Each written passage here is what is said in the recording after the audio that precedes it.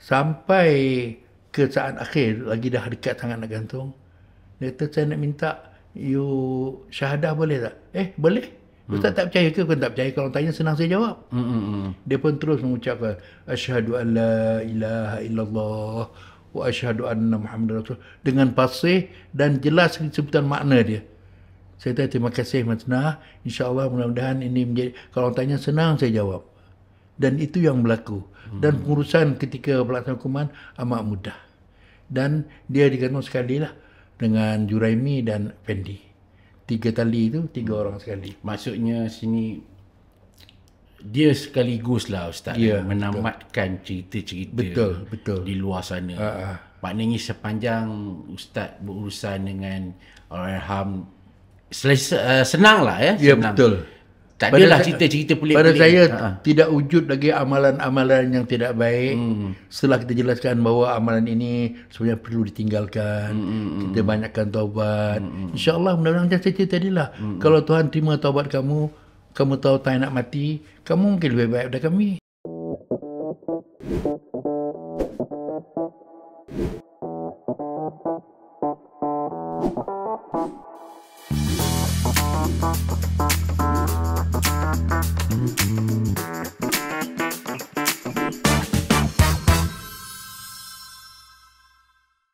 Bismillahirrahmanirrahim. Assalamualaikum warahmatullahi wabarakatuh. Bertemu kita sekali lagi dalam program eksklusif bersama Syaril yang disiarkan secara eksklusif juga di Tanah Berdaulat TV. Baik tuan-tuan dan puan-puan, terima kasih kerana sambutan yang sangat hangat ataupun luar biasa yang kami terima dalam episod Temu Bual dengan Ustaz Tuan Haji Abdul Rashid Ahmad, bekas pegawai penjara Kementerian Dalam Negeri. Baik, pada malam ini atas permintaan ramai, sekali lagi kami bawakan Tuan Haji Abdul Rashid Ahmad untuk berkongsi pengalaman suka dukanya selama 31 tahun sebagai pegawai agama di penjara, di beberapa penjara lah. Ya. Terima kasih Ustaz kerana sekali lagi muncul, menerima undangan untuk muncul dalam program ini. Baik, Tuan Haji, kalau minggu sebelum ini kita bercerita tentang banduan akhir. Bagaimana saat-saat sebelum, semasa dan selepas. Jadi kita dapat banyak pertanyaan daripada penonton kita. Jadi ingat, kita nak perlu sambung lah ke episod kedua. Rasanya episod pertama tak cukup Tuan Haji. Okey, kita terus tanpa membuang masa lagi. Soalan yang kami terima antaranya, sekejap saya baca. Baik Tuan Haji, ada yang bertanya,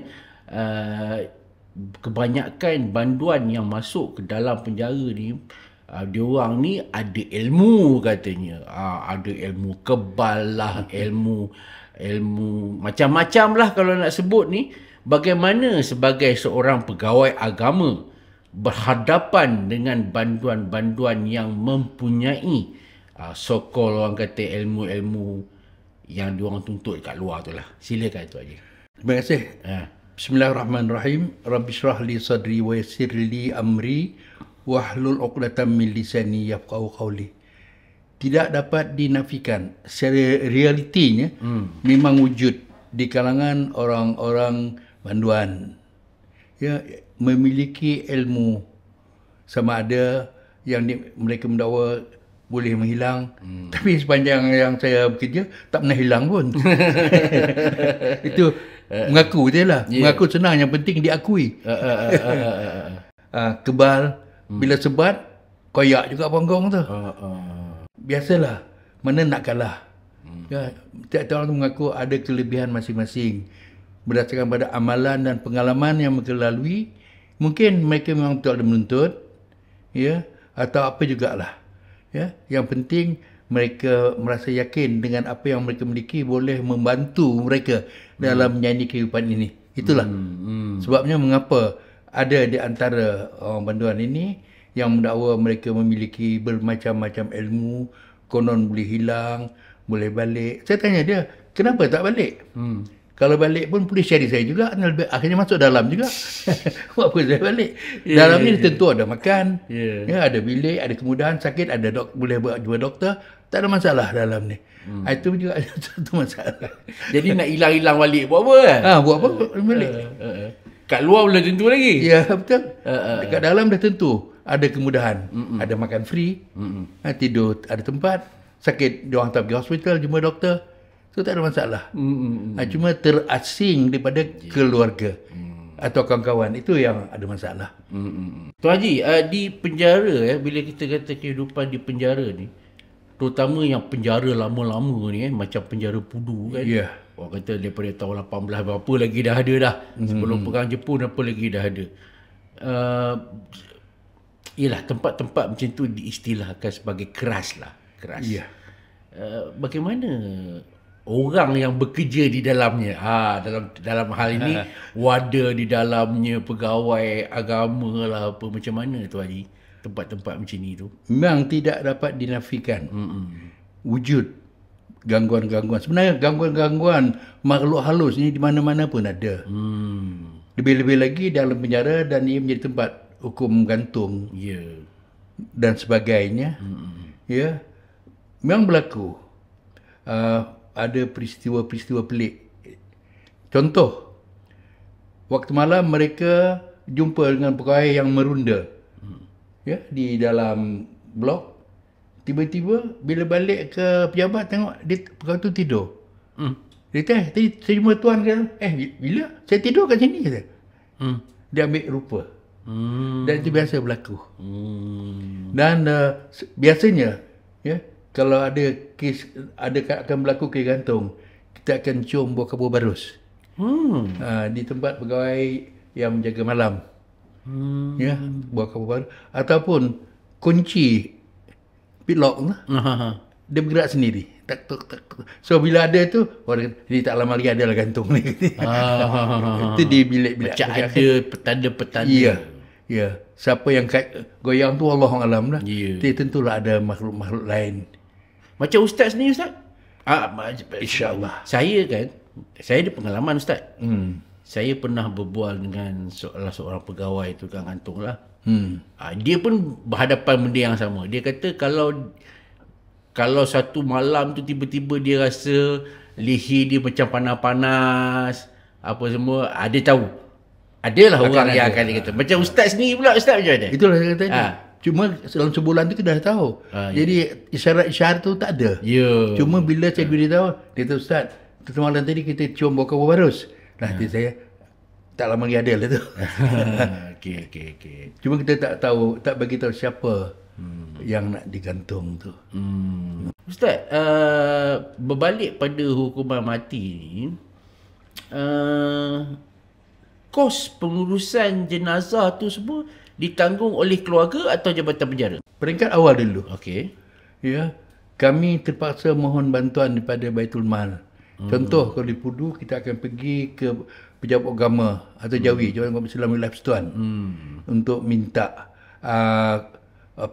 biaya bagi menyelenggarakan mayat. Itu mereka akan tanya, kenapa last minute baru datang? Kenapa tak datang awal-awal lagi? Kata, Tuan, minta maaf, kami pun baru tahu hari ni. Benda ni arahan sulit. So kalau kita datang awal, maknanya ada yang bocorkan rahsia. Itu adalah menyalahi kita punya peraturan. Jadi mana keluarga yang berkemampuan, termasuk untuk membawa jenazah balik ke kampung, mereka boleh bawa, tapi kita bagi peraturan, tak boleh bawa cara berarak, beramai-ramai pergi kubur. Itu kita bagi peraturan. Dan mana yang tak boleh, tak mampu untuk membiayai pengurusan mayat ni, itulah yang kita dapatkan bantuan daripada Baitul Mal. Kalau di Kuala Lumpur, kita minta wilayah persekutuan lah, Jawi. Kalau di Selangor, biasanya saya pergi Kajang, pihak agama Islam Kajang. So orang tahulah, kalau Ustaz Rashid datang hari Khamis pagi, ada lah tu. Dia dah nampak ada. Ustaz, kebanyakan pengalaman Ustaz lah, waris ni, dia orang lebih selesa untuk menyerahkan urusan perkebumian tu kepada pihak penjara ataupun bawa balik ke kampung halaman? Okey, dia bergantung pada kemampuan. Dari segi keuangan lah contoh. Ya, ya. Kalau mereka ada kemampuan, mereka lebih suka dibawa balik pengurusannya di kampung mereka. Ya. Pernah juga berlaku, tapi urusan mandi kita buat di masjid penjara. Itu biasalah. Unit saya, bahagian saya akan tolong bantu. Dan keluarga akan terlibat sekali memandikan. Dah kapan semua yang agaknya, baru bawa dengan kereta buat di kampung. Ini berlaku. Ya. Kalau sekiranya mereka tak mampu, mereka serahkanlah kepada penjara. Pihak penjara lah yang uruskan, selalunya mayat. Ya. Beza mayat ni yang belum diurus. Kalau dah mandi, dah kapan, itu dipanggil jenazah. Ya. Okay. So mayat ini kita serah ke hospital, mortuary. Kalau Kuala Lumpur di hospital besar lah, kalau Kajang ke Kajang. Di situ ada pegawai yang khas yang terlibat dalam pengurusan memandikan mayat. Mungkin kita nak clearkan juga pada penonton kita ni. Ramai orang ingat apabila banduan yang dihukum gantung selepas menjalani proses itu, mayat itu akan dihantar ke hospital untuk postmortem.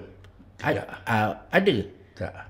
Wallahualam lah. Okey. Sepanjang yang saya ingat, selepas dia dimandikan, digapan dan solatkan, kalau keluarga tuntut, keluarga boleh bawa. Kalau keluarga tak tuntut, kita akan kebumikan. Biasanya kita dulu di Petang Kuburan Ampang. Selepas itu di Tanah Perkuburan Ceras, Tanah Baru. Ya. Dan ada juga yang kita hantar ke Taman Turut Ismail. Ya. Dululah zaman dululah. Itulah 3 tempat. Kalau Kajang, Sungai Kantan lah. Okey. Itu banyaklah cerita kalau itu bukan banduan. Pernah orang tanya saya, dia kata, Ustaz, kami selalu kena ganggu kat traffic light. Ustaz pernah kena ganggu tak? Saya kata, diorang kenal saya. Kawan lama. Dia akan ganggu saya. Okey. Sebab apa tu, mungkin juga pertanyaan ni timbul sebab saya pun merasakan benda yang sama. Dah memang punca kematian postmortem tu, kita nak cari punca kematian kan Ustaz. Dalam kes ni dah terang-terang Doktor dah sahkan. So sepanjang tak ada lah. Tak ada. Kecuali kalau dia mati sebelum pelaksanaan hukuman. Ya. Itu mungkin dia suspek ada benda-benda lain lah. Ustaz, yang mana banduan yang ada penyakit serius, contohnya HIV, AIDS, apa semua tu, bagaimana pula Ustaz? Okey, kita ada satu blok kalau di Kajang, blok H. Okey.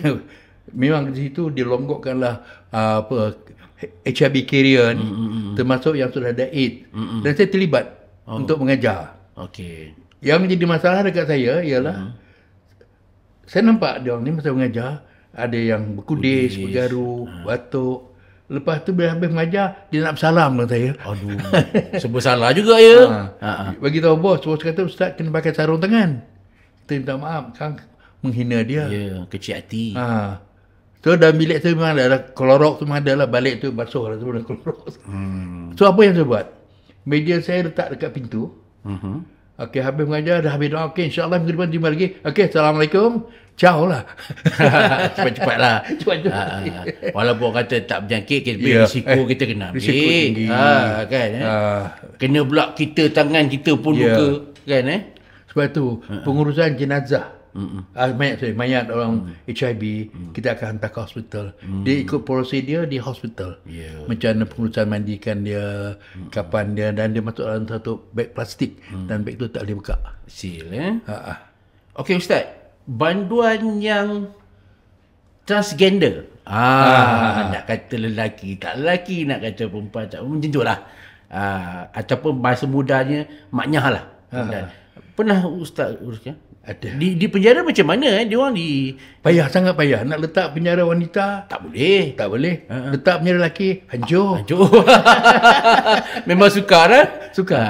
So kita ada bilik-bilik yang macam sebelah itu ada tempat khas lah. Pengasingan tu. Dan itu kena buat lah. Mengelakkan daripada timbul bermacam-macam masalah. Ada juga banduan begini yang kena hukuman gantung ada? Tak ada. So far pengalaman tak ada lagi lah. Tapi yang kena penjara ada. Biasalah bila yang dianggap sebagai muskil kan masuk penjara, dia hantar wanita dulu. Dia akan periksa tengok kalau mana ada 2 alat yang bahayanya. Dua-dua berfungsi. Letak dia punya wanita masalah. Letak dia punya lelaki pun masalah. Ini yang kita terpaksa ambil satu kaedah bagaimana mereka dapat diasingkan untuk keselamatan dia lah. Sebab dulu ustaz beritahu kalau penjara wanita pun ustaz kena masuk ya. Ya, memang masuk. Saya masuk. Okey. Menjadi menjadi ustaz di penjara wanita ni. Kita nak tahu juga cabaran-cabaran itu. Silakan ustaz. Ya. Masa di penjara Pudu, banduan akhir duduk dalam sel di hujung blok tu. So bila setiap kali saya nak masuk, warders akan cek dulu. Ustaz nak masuk, pakai baju. Maklumlah kat dalam tu.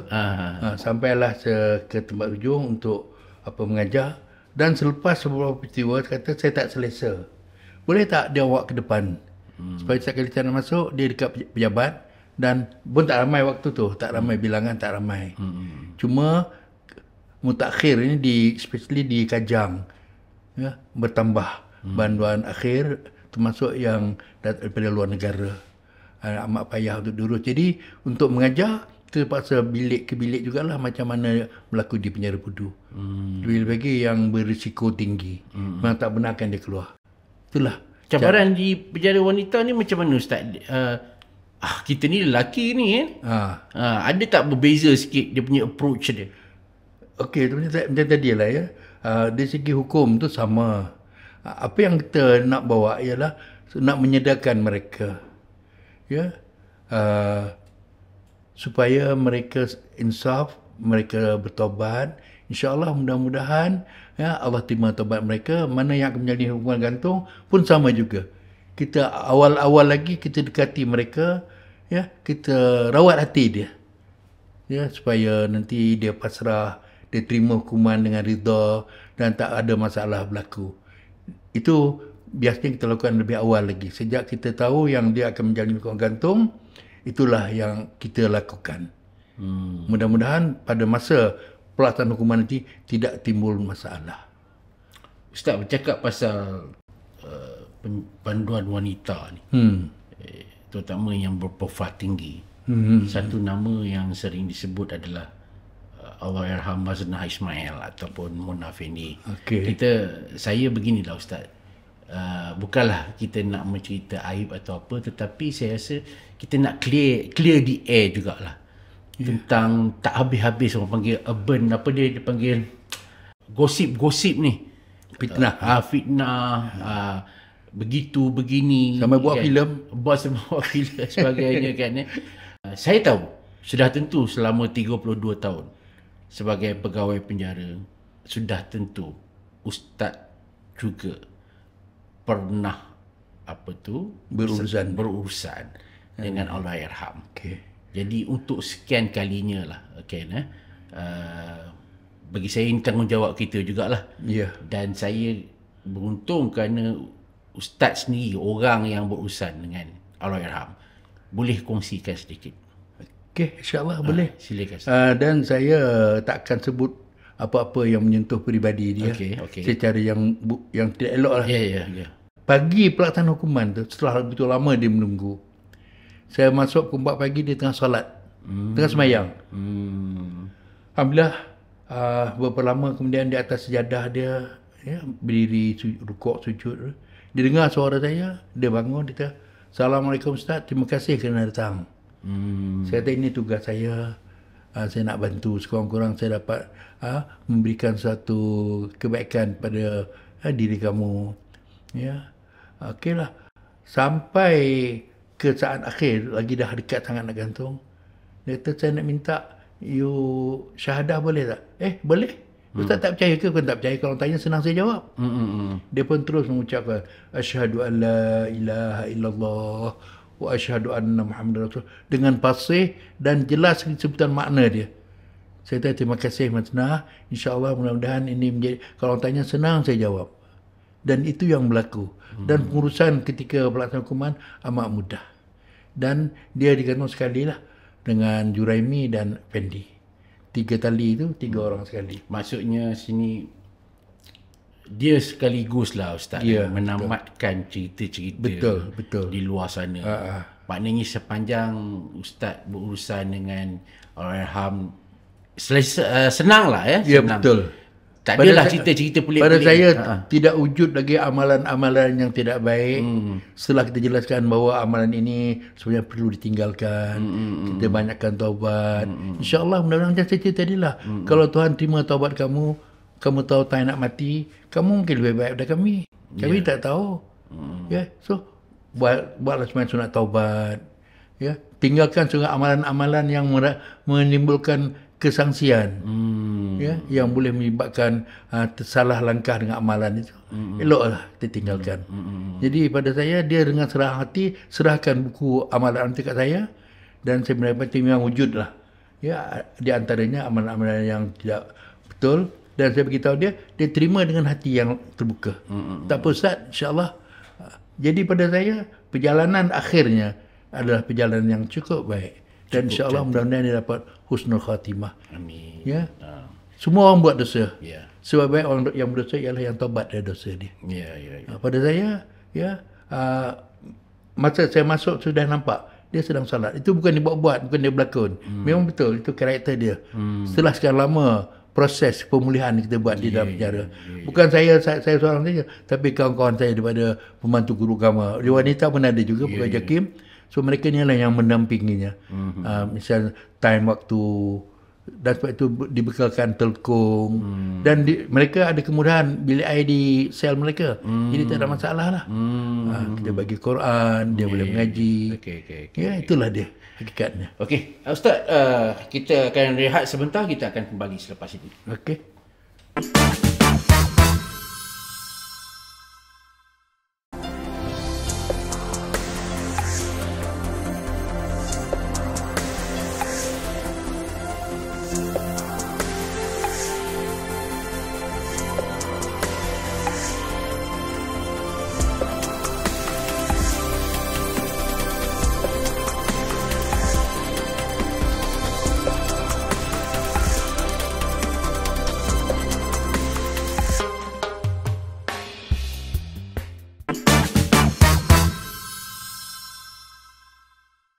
Baik, kita kembali sekali lagi. Tadi kita berbincang, berkongsi tentang pengalaman Ustaz Abdul Rashid Ahmad, 31 tahun berkhidmat sebagai pegawai agama dalam penjara. Ustaz, ni kita nak sentuh tentang reaksi keluarga. Okey. Reaksi keluarga apabila berhadapan dengan ahli keluarga mereka yang terpaksa berhadapan dengan hukuman maut ni. Silakan Ustaz. Pernah berlaku pada akhir tahun 80-an ketika saya di penjara Pudu. Pada hari perjumpaan keluarga, jumpa yang akhir lah. Ya, ibu kepada banduannya akan digantung serahkan duit sebanyak 40,000. Ui, dia bawa duit Buat ke penjara? cash. Tujuan? Okey, tujuan itu Ustaz, ini makcik bawa duit 40,000, tolong bagikan kat siapa-siapa yang boleh tolong. Jangan gantung anak makcik. Okey. Saya kenapa makcik buat macam ni? Tak ada siapa boleh terima duit ni. Ya. Pertama, hukuman perintah pelaksanaan hukuman sudah pun dibacakan, dan dah memang hukuman tak akan berjalan besok. Kenapa makcik buat macam ni? Makcik menyesal, sangat menyesal. Anak makcik ni dulu terlampau nakal, mencuri, pukul orang, bergaduh. Sampai makcik dah tak tahan, makcik pernah kata kat dia, kalau macam ni lah kamu yang jahat, nanti kamu mati kena gantung. Dia makcik nak tebus balik. Makcik dengan duit ni tak boleh nak tebus kesalahan makcik. Benda dah berlaku. So saya rasa ini jadi satu peringatan lah. Ya, kepada ibu bapa, kalau anak-anak nakal mana pun, jangan sampai terucap kata-kata lebih-lebih dalam bentuk macam mendoakan untuk keburukan anak tu nanti. Dan ini berlaku. Saya rasa ini satu peringatan yang cukup baik lah.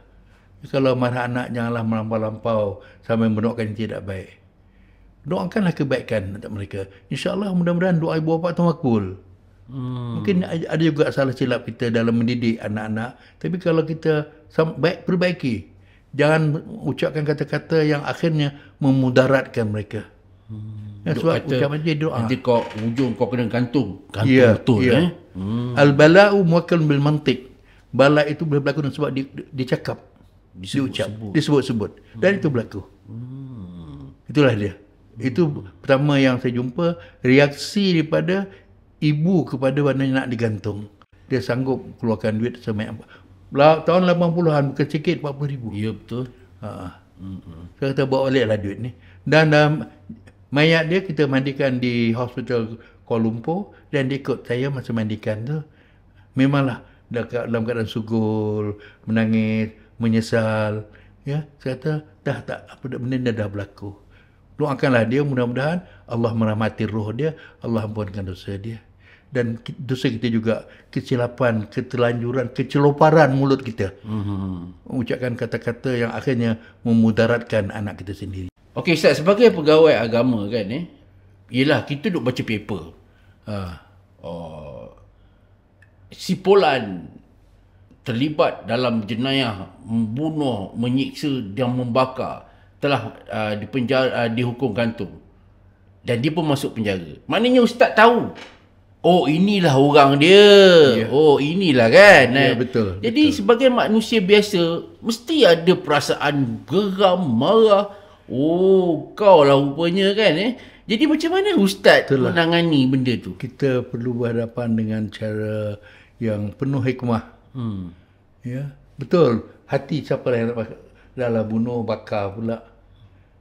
Yang kes mula-mula saya jumpa tu, dia bunuh perempuan mengandung, keluarkan baby dia, salai dekat dagu, dia panggil buat minyak dagu. Memang kita marah. Tapi ialah kita cuba nasihatkan dia supaya dia menyesal dan bertobat. Ya, InsyaAllah lah atas kesedaran diri dia, ya, dengan panduan yang kita bagi, mudah-mudahan dia tobat. Memang dari segi marah, tapi kita tak boleh menampakkan reaksi sebab kita tak nak dia melarikan daripada kita. Jangan tersinggung, tersentuh tak apa. Bila kita sentuh, dia dekat kita. Bila kita singgung, dia lari daripada kita. Itu prinsip saya. Itulah cara bagaimana nak mendekati orang banduan ni. Jangan singgung. Saya pernah satu hari saya naik bas daripada penjara Pudu nak balik ke Bangi. Tak dapat tempat duduk, saya berdiri. Ada seorang budak India, dia bangun, "Cikgu, mai duduk sini." Mana you kenal saya? Dulu dalam Pudu jail. So maknanya dia kenal saya, dia rasa ada tanggungjawab dia. Dia tengok orang tua ni berdiri, kesian, lebih baik dia kita tempat duduk. Dia berdiri, saya duduk. So maknanya kesan daripada bagaimana kita menangani masalah banduan. Bukan yang Islam, termasuk yang non-Muslim. Yang kita tunjukkan contoh-contoh yang baik. InsyaAllah mudah-mudahan akan ada terkesan dalam diri dia dan sekata dia, dan dia boleh masuk Islam dalam penjara. Dan itu berlaku. Dulu persepsi orang, penjara ni merupakan universiti untuk merancakkan lagi kegiatan dia. Contohnya, dulu dia pencuri saja. Bila masuk penjara, jumpa orang yang lagi hebat, asal jadi pencuri, dia upgrade pula jadi perompak. Tetapi saya setuju Ustaz, sebab saya dulu menjadi wartawan jenayah. Saya sering juga buat liputan. Saya agak kagum dengan Jabatan Penjara Malaysia. Kerana nampak, boleh nampak pemulihan tu. Ya, berlaku. Berlaku. Dulu orang kata, ni lagi jahat ni masuk penjara. Tapi alhamdulillah sekarang ni nampak lagi baik. Betul. Dengan halaqah ya Ustaz. Ya, betul, halaqah. Okey. Mungkin Ustaz boleh cerita sikit program-program keagamaan dalam penjara ni Ustaz. Persepsi masyarakat bila orang tu masuk penjara, ada harapan ke untuk dia balik nanti pulih? Tertakut dia masuk corporal, dia keluar saja. Dia masuk saja, dia keluar inspektor. Macam you kata tadilah. Sebenarnya di sinilah peranan kita. Ya. Yang penting mereka tidak mengulangi lagi kesilapan mereka. Tapi kalau itu dah jadi pilihan dia, itu atas diri dia lah. Takkanlah sekali terantuk, kita dah tengah dah, takkan terantuk sekali lagi di tempat yang sama. Itulah cara kita mendidik dia. Memang kita tidak nampilah. Mungkin ada yang telah keluar berkali-kali. Dan sepanjang yang saya ingat, dia ada 47 kali keluar masuk penjara. 47 kali? Ya, 47 kali. So kita tanya dia, kenapa kamu pilih untuk duduk lama kat penjara? Dia kata di luar susah cari makan. Dalam dia tentu ada makan. Ada tentu ada makan, ada sakit macam saya kata tadi lah. Sakit, dia boleh bawa pergi hospital, jumpa doktor. Tapi di luar, akhirnya kena tangkap juga. Saya kata, belum kering cap jari lagi, dah masuk balik. Itu istilah dia. Jadi kita mengelaklah supaya dia tidak mengulang kelakuan melakukan berulang kali. Kecuali yang agak payah untuk dipulih ialah mereka yang terlibat dengan dadah. Pada saya lah, ya, kalau diri sini nak berubah, setelah program yang kita buat melalui unit halakah, itu fokus kita kepada penyakit dadah asalnya. Memang saya di antara orang yang merancang untuk buat program tu sepenuh masa di situ. Bantuan ditempatkan dalam blok tu, ada kemudahan surau, ada kemudahan makan, apa semua gitu gini. Program kita biasa mula pada bangun pagi, urus diri dan terus masuk surau, sembahyang berjamaah. Kemudian tu dia akan buat zikir. Kemudian barulah keluar untuk makan dan masuk balik ada kelas pengajian. So termasuk semua pelajaran lah. Termasuk yang kita ajar ialah masalah bertaranum, mengaji cara berlagu. Kerana Jatuh Penjara juga mengadakan pertandingan tilah musabaqah tilah Quran. Seluruh penjara Malaysia. Dikalangan untuk orang banduan, bukan untuk staf, untuk orang banduan. Dan saya rasa benda ni sejak daripada tahun 90-an, akhir 90-an kita dah mula. So kita kena bawa guru daripada luar untuk mengajar taranum. Dan insyaAllah bila mereka sudah mendekati Al-Quran, mendekati Allah, mudah diurus. Mana memang Al-Quran tu ubat. Syifa, penyembuh penyakit. Sekarang penyakit rohani. Ya, penyakit fizikal senang, pergi hospital ada ubat, ada doktor. Tapi penyakit rohani ni, ya, contoh tak nak sembahyang, apa pil yang boleh makan. So, itulah contoh bagaimana kita dekatkan dia kepada Allah. Pada saya, banduan dadah kalau di sini nak berubah mudah. Cuma kita bantu. Keluarga kena support. Kalau dia bebas, ambil dia buat balik. Pertama, dia kena putuskan semua rangkaian yang ada berkaitan dengan kawan-kawan dia yang menagih dadah. Itu pertama sekali. Yang kedua, di sini kena berhenti ambil. Yang ketiga, jangan keluar rumah sendirian tanpa ditemani oleh keluarga. Ini peringkat awal. Ya? Kemudian, yang keempat, dekatkan diri dengan Allah, dirikan salat, apa semua gitu. Ya?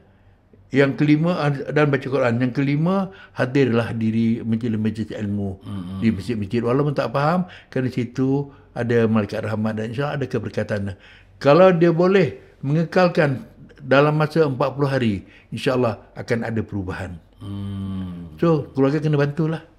Pastikan dia tak keluar sendiri, melainkan ada ditemani. Dan keluarganya untuk keperluan, pergi dan balik. InsyaAllah. Dan ini banyak kita dapat feedback mengatakan bahawa benar-benar mereka dah pulih.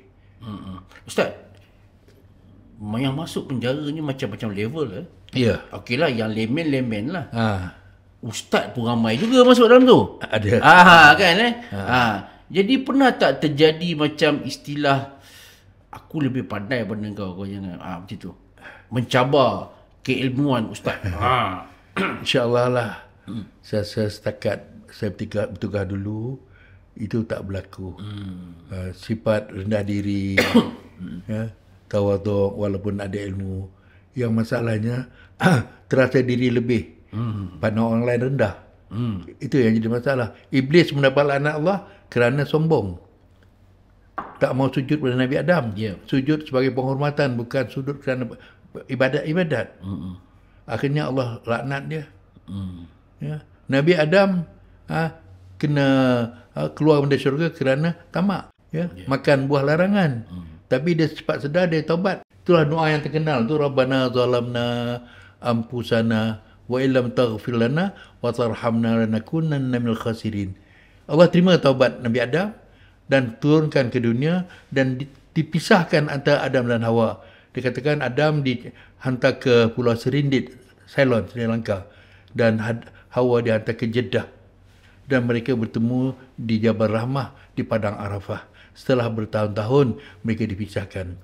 Daripada pertemuan itu Allah kurniakan anak. Setiap kali Hawa mengandung kembar, Kabil dengan adiknya perempuan Habil. Tapi apa yang berlaku? Si Kabil yang diminta mengahwini adik yang lahir sama dengan Habil tak setuju kerana yang lahir sama itu nampak lebih cantik.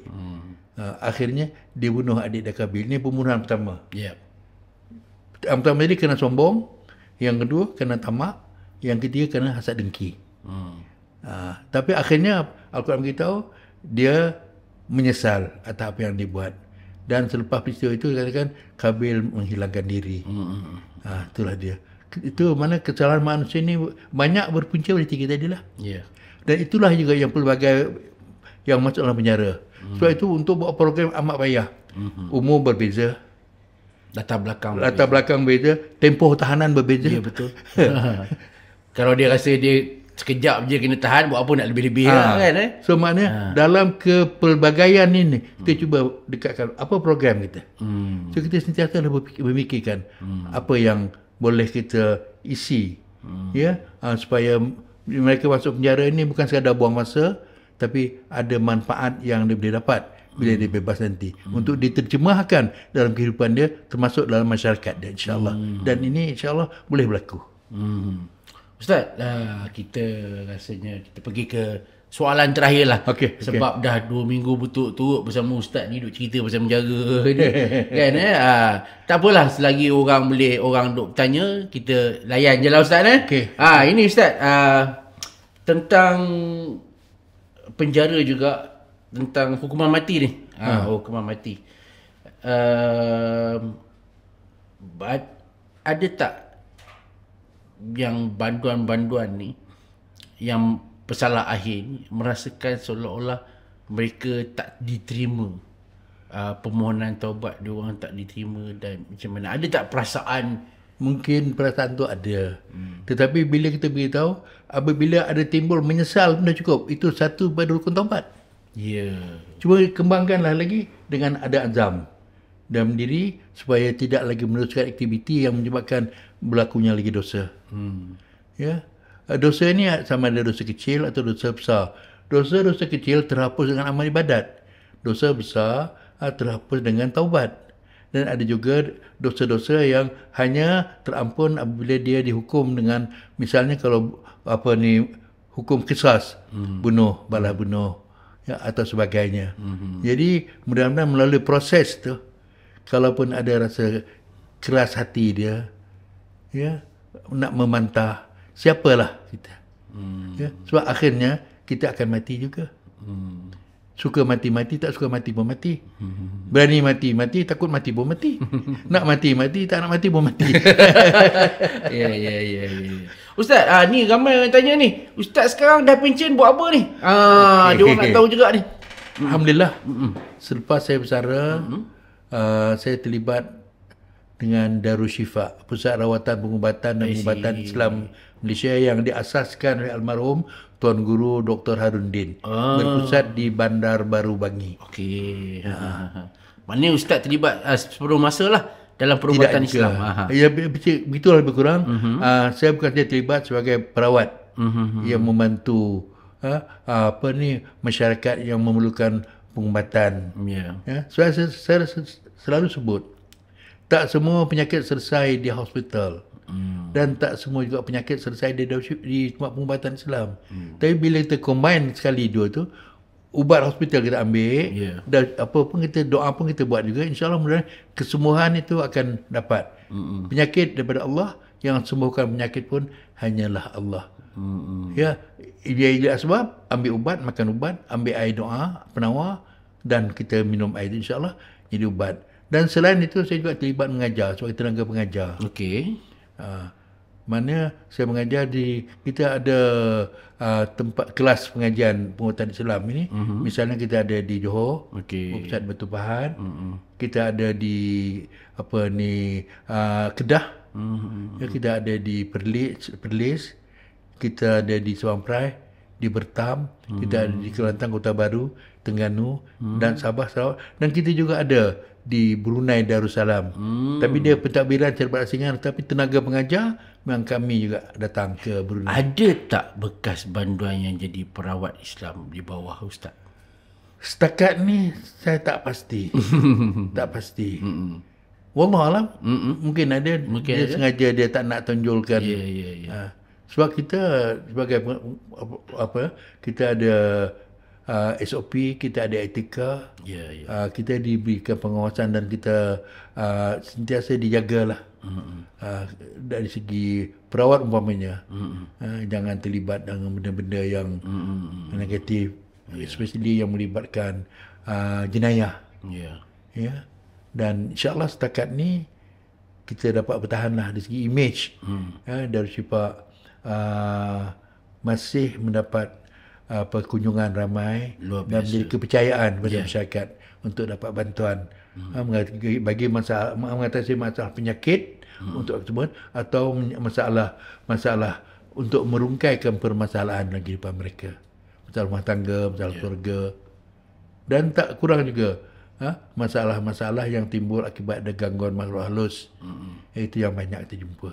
Ustaz, ini mungkin tak pernah dibuat lah di mana-mana program. Tapi saya berbesar hatilah sekiranya Ustaz boleh bacakan doa untuk kita semua yang menonton episod ini, supaya kita boleh aminkan, supaya orang kata apa, mendapat berkat. InsyaAllah. Silakan Ustaz. Al-Fatihah. A'udzubillahi minasyaitonir rajim. Bismillahirrahmanirrahim. Alhamdulillahirabbil alamin arrahmanir rahim maliki yaumiddin. Iyyaka na'budu wa iyyaka nasta'in. Ihdinas siratal mustaqim. Siratal ladzina an'amta 'alaihim ghairil maghdubi 'alaihim waladdallin. Amin. Wa qala rabbukum ud'uni astajib lakum. Istajib lahum du'ana ya sami'ad du'a. Allahumma shalli ala sayyidina Muhammad wa ala alihi ajma'in. Bismillahirrahmanirrahim. Alhamdulillahirabbil alamin. Hamdan hamidin, hamdan zakirin, hamdan sabirin, hamdan yuwafi ni'amahu wa yudafi'u niqamika mazidah. Ya Rabbana lakal hamdu kama yanbaghi sultanik.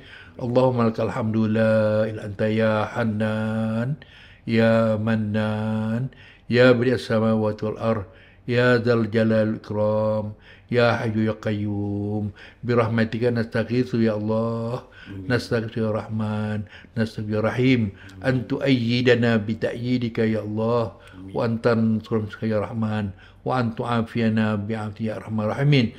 Aslih lana syu'unana kullah wa la takilna ila anfusina tarfata 'ainin wa la aqal zaka ya Arhamar Rahimin. Irhamna ya Allah, irhamna ya Allah, irhamna ya Rahman ya Rahim. Wa 'afina wa'fu 'anna wa 'ala ta'atika wa syukrika a'inna wa 'alal iman wal islam jam'an tawaffana wa anta radin anna ya hayyu qayyum bi rahmatika ya arhamar rahimin. Allahumma aftahna ya Allah abwabal khair, abwabal sihah, wa abwabal afiyah, wa abwabal salamah, wa abwabal najah. Iftahna ya Allah betul arifin wa hifzal mursalin wa imanal muttaqin ya arhamar rahimin. Walhamdulillah rabbil alamin. Qabbalallahu minkum. Begitulah tuan-tuan dan puan-puan, terima kasih kerana setia bersama kami dalam program eksklusif bersama Syaril. Terus setia bersama channel Tanah Berdaulat TV. Kita akan bertemu lagi dalam episod yang akan datang, yang kami janjikan yang terbaik hanya untuk anda. Terima kasih Ustaz. Sama. Sekian, wabillahi taufiq wa hidayah. Wassalamualaikum warahmatullahi wabarakatuh. Bye-bye.